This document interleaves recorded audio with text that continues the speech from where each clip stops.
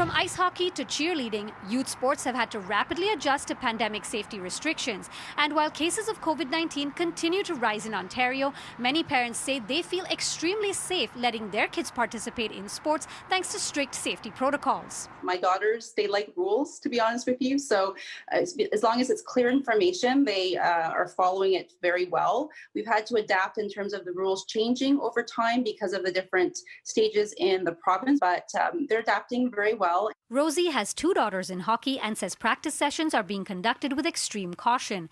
Most arenas require COVID waivers prior to practice. Children are only allowed inside arenas 15 minutes beforehand. There is reduced capacity in dressing rooms and they have clearly marked socially distanced spots for each player. We've had to change from having full team practices for my older daughter to having just half the team. So there's 10 people on the ice, including 9 players and a coach. There's a trainer that watches from a distance, usually outside the arena through a door, and all the parents are outside in the parking lot.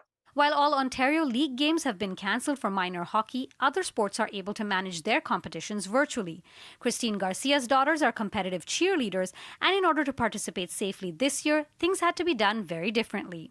We'll record them at the gym, and then we submit videos to be judged, and then we find out the results virtually as well. Other than dancing and tumbling, we're not stunting. That's been actually paused for the time being. I think they're handling it as best as can be expected. The girls are healthy and happy, and I can't complain about any of that at all.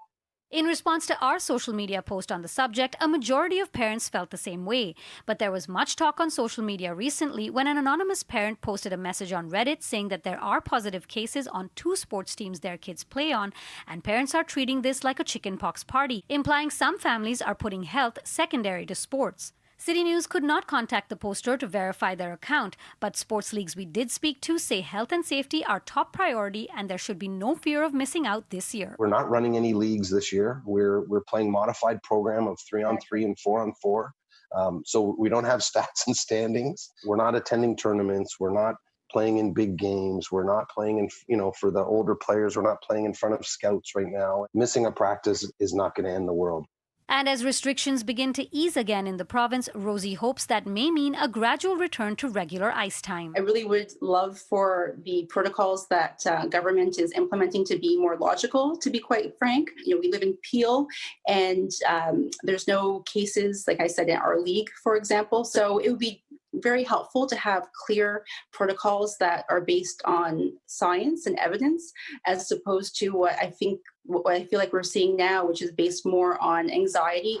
We reached out to the province about whether restrictions in youth sports will be eased in the coming weeks, and it looks like under their new plans, while spectators are still not permitted, parents may be allowed to enter arenas in order to supervise their kids. For City News, I'm Dilshad Burman.